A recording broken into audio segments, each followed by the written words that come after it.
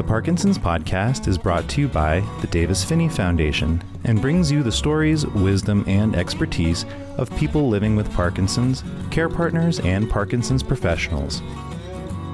In this episode, Dr. Diez-Gross shares practical techniques for improving breathing and swallowing, vital functions that can be affected by Parkinson's.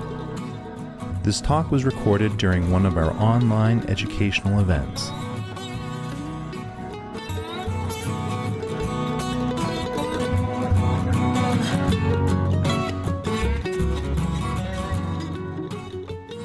Swallowing disorders is actually a new field, and in fact, the first textbook wasn't written until 1983, and I went into swallowing disorders because I thought it was more developed. I was actually interested in x-rays, and that's how they evaluated it. So there's a lot of folks in my age group that have never had a course in swallowing disorders, and it's still very limited. Some of the folks that are teaching it may have never had a course. It's not taught in most medical schools. It's not taught in nursing schools, respiratory therapy schools, so you have to be patient with your practitioners. They literally may not have had the training, and some of the training the speech pathologists have may not be as up to date as it could be because it would depend on their professor. The other thing is, as a practicing clinician, you often don't have time to read all the research, and I'm really fortunate that I can be a researcher and a clinician and get to do both, and it's my responsibility to try to teach as many clinicians as I can, but we're not quite there yet. Anyway, swallowing, each swallow is tailor-made. We eat with our eyes first. You look at it and you come up with a plan. If you have children, you know that if they look at it and they don't like how it looks, there'll be no eating that.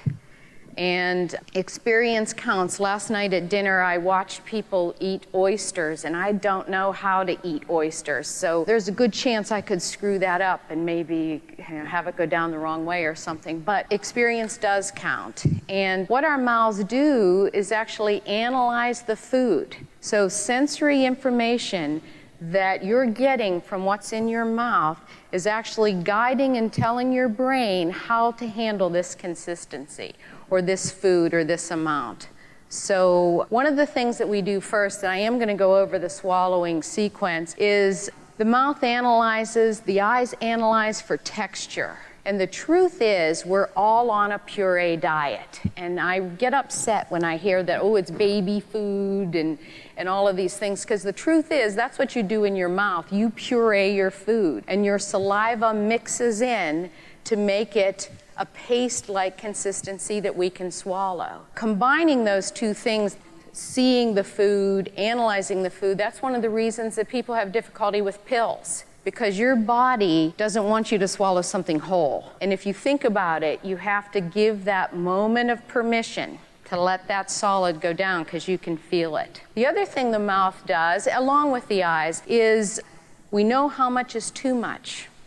Have you ever filled your mouth with a liquid and realized that you can only swallow a portion of that? Try it someday. Put too much in, and you'll see that you intrinsically know how much is too much, and you'll divide it into 2 or 3 swallows so that, of course, you don't choke. Some of the sequence of events and the myths that we have with swallowing, the first true phase of swallowing is the anticipatory phase. You look at it, you decide if you know how to eat this, you decide what it may be like, and then you come up with a motor plan. We may not be aware of it, but if you've ever put something in your mouth and had a surprise, that's evidence that you had a plan and what you got didn't match the plan. The oral preparatory phase, that's the phase where you puree your food, and everyone should do that. In that phase, it's common, and one way you can kind of snoop out someone who might not be up on the literature or know a lot about swallowing is the gag reflex. It has nothing to do with swallowing. I don't care if people gag or not. So it's a nerve that has a sensory branch, but it doesn't run your tongue, it doesn't run your vision, experience, your breathing, and so, and the research shows it doesn't predict anything about swallowing function. The next phase is once you've prepared the food, you have to move it to the back, because you know whatever doesn't move to the back can come out the front. And then we have the pharyngeal phase. And the myth there is, first of all, that it's a simple reflex, like when the doctor does your knee-jerk reflex. And a lot of physicians may still believe this, that it's just a sensory to the brainstem and then motor coming out. And that's not true at all. It's a patterned response. As I said, your body knows what it's getting. It's got to analyze it and provide the right program. The other thing is the epiglottis. If you ever hear that word or you hear flapper valve, and a lot of people are taught that the epiglottis inverts or flaps over and protects the airway, that's not accurate. It actually can't move. It has no motor nerves. It gets moved by the other parts of the swallow, but you can swallow without one, and they remove them in head and neck cancer. So just some simple ways so you can kind of gauge who you're talking to in relation to taking care of your swallowing function, perhaps. The mouth and the throat serve two vital functions, eating and breathing. And years ago, I started in this line of research because I wanted to know why, because it really looked like a setup for trouble. And we know that it should be so fast that when you're done swallowing, there shouldn't be food left over in your throat in particular. When you swallow, the food or liquid should not be going into your airway. These are all the things that everyone is fairly well trained on, but what's still missing, but it's getting better, is breathing pattern and lung volume at the time of swallowing. And for folks with Ph.D., it may be particularly important. So what about the lungs? Research is starting to show that the amount of air in the lungs when you swallow means something. Something good to something not so good. The research is also showing that the larynx, or the voice box, does a lot more than protect the airway. So the common thinking is the vocal folds close and protect the airway. But what I believe, and I think some of the work I've been involved in shows that when those vocal folds close, it's taken a sample of your respiratory system, and it's sending that information along with what you learned in your mouth, what you saw with your eyes, all of this sensory information is going to the brainstem for swallowing, and then it brings an appropriate program out. A practical example of this, have you ever just filled your mouth with a liquid and someone says something funny? And what happens? You choke? Or I'm one of those, I can't swallow. I have been desperate to swallow. So I'd be like the comedian. You literally would spew it out because your body knows it's dangerous. You can't control your respiratory system, so it's not safe to swallow. There's a preferred breathing swallowing pattern that we all do, hopefully. You're not aware of it. Most people are not. We tend to fill our lungs with air and swallow during early to mid exhalation. The second most common pattern is to fill your lungs with air and swallow and exhale. And we're doing this all the time without even realizing it. And what we're finding is there seems to be a target that the body is looking for swallowing as well. Same as the target for when the food is chewed up well enough, or when the amount of liquid in your mouth is safe to swallow.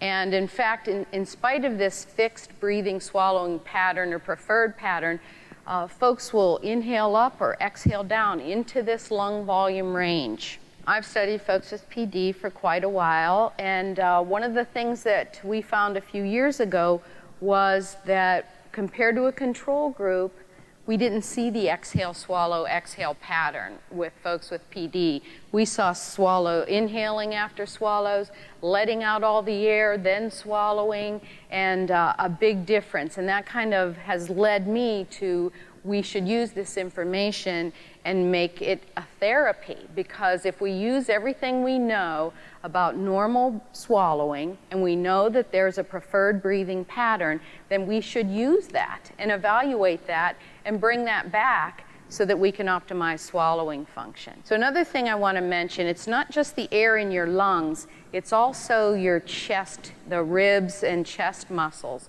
because this flexible recoil seems to matter during swallowing. And to tell you very briefly, when we inhale, we use muscles. When we exhale, it's completely passive. You don't have to use muscle force to exhale if you're just breathing calmly. During a swallow, breathing muscles are inhibited. They're turned off so that you don't try to breathe while you are swallowing. You can imagine the problem that would be with that shared space. What we're finding is that this flexibility matters in terms of the pressures generated that send the signal to the larynx about how much air are in the lungs at the time of the swallow. When we compared this flexibility with a control group and folks with PD, we found that folks with Parkinson's disease needed to swallow at a higher lung volume to get the same pressure as folks without. The folks with chronic obstructive pulmonary disease were also studied, and they need even more air in their lungs. So with PD, the folks I've worked with over the years, I've realized that the first step is often missing. For example, getting off of the chair, you know, that rocking back and forth. The first step is actually you put your feet back, then you can stand up. So try that. A PT taught me that. There's a speech breath. You fill your lungs with air, and then you go ahead and say what your brain is thinking. Sometimes folks with PD, I used to tease anywhere in the respiratory cycle, and they start talking. And my favorite, the lips are moving and there's no sound anymore. So that's because they've run out of air. Well, there's a swallowing breath.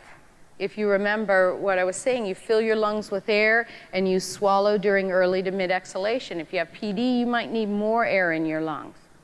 It's also, there's a first step to controlling saliva. And I just wanted to take a little intermission on my swallowing topic, although it is swallowing, and say something about saliva control. Because I tell patients, if you can eat pizza, you can swallow spit.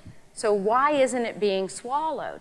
And I believe the reason is that it's not, the research doesn't show that folks with PD have more saliva than others. It actually hasn't shown that your tongue is any weaker than others. Another reason to believe it could be something else and possibly respiratory related. As far back as 1817, if you read James Parkinson's original paper, he says the saliva fails of being directed to the back part of the fauces, that's where your tonsils are, and hence is continually draining from the mouth.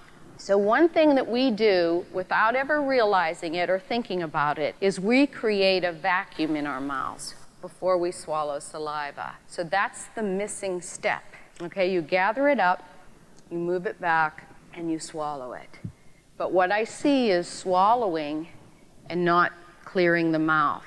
And we can all do that too. That's why you can leave gum in your mouth and go ahead and swallow. So something to think about. Of course, the problem is, how do you remember to do this? Before you swallow, you need to take a breath. Did you ever see someone take a big, cool drink of water? They swallow and they go, ah.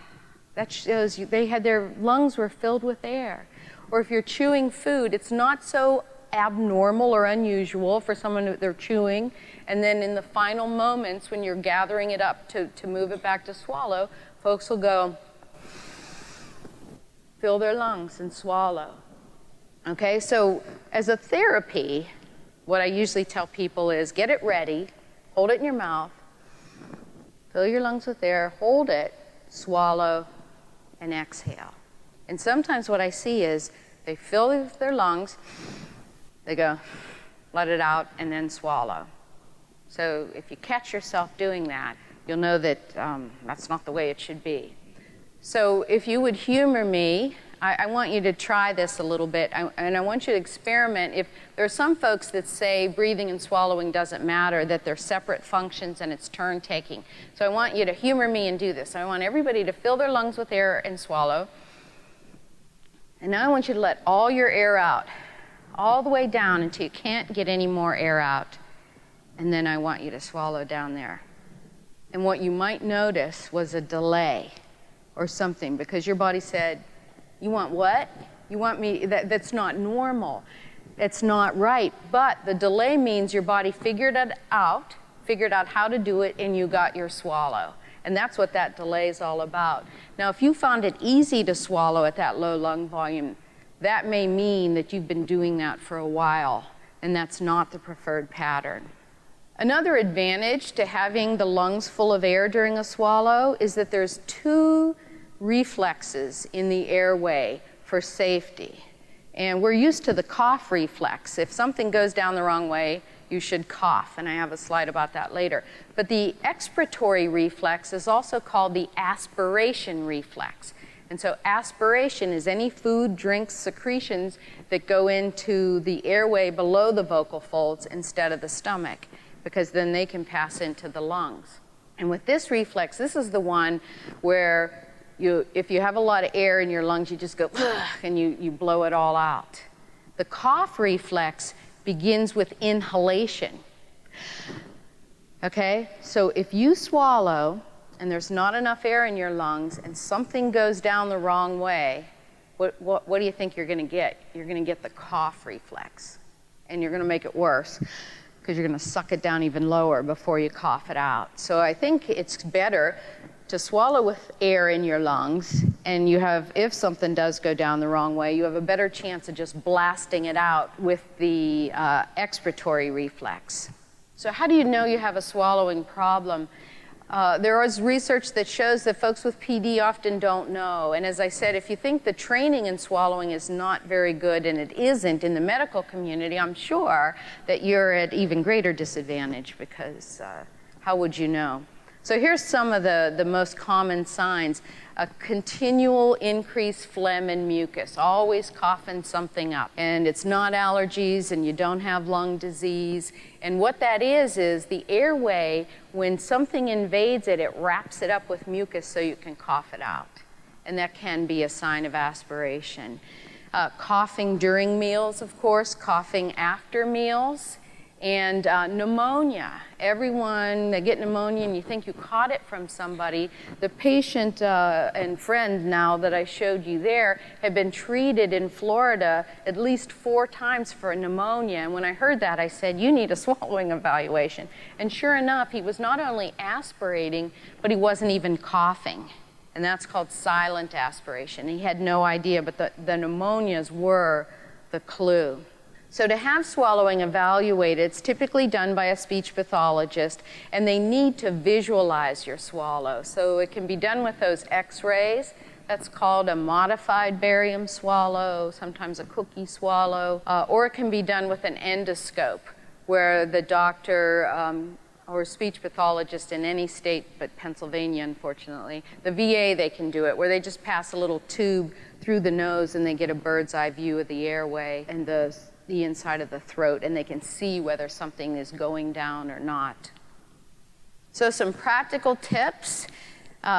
Think of the air in your lungs as fuel, your tank of gas. It's fuel for speech. Take a breath and go ahead and talk.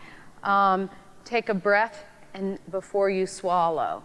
And I used to say, and I would see folks for speech or swallowing, take a nice breath, let half of it out, and start talking or swallowing. And I used to say, it's like, would you go to the gas station, fill the tank up with gas, dump half out, and think you'd get as far? You can't get this far. And your mouth, if it doesn't have enough fuel to communicate the message in your brain, it starts taking shortcuts. And it starts limiting the movements. And you know what? That sounds like slurred speech or not precise speech. But if you give it enough fuel, you'll be able to hit those articulatory targets for more clear speech. Posture also helps. As I said briefly, this flexibility of the respiratory system matters. And if you're hunched over like this, you're not going to get these nice breaths that you need for swallowing. And in addition, gravity itself can just pull the saliva from the front of your mouth or the food, and it'll fall on the table. So sitting upright for meals is also important. Thank you for joining us for this episode of the Parkinson's Podcast. For more information about the Davis-Phinney Foundation and to learn about educational offerings and community events for people affected by Parkinson's, please visit davisfinneyfoundation.org or dpf.org. This podcast includes information about Parkinson's and insights from our Parkinson's community. It is not intended as a substitute for treatment advice from your own medical providers.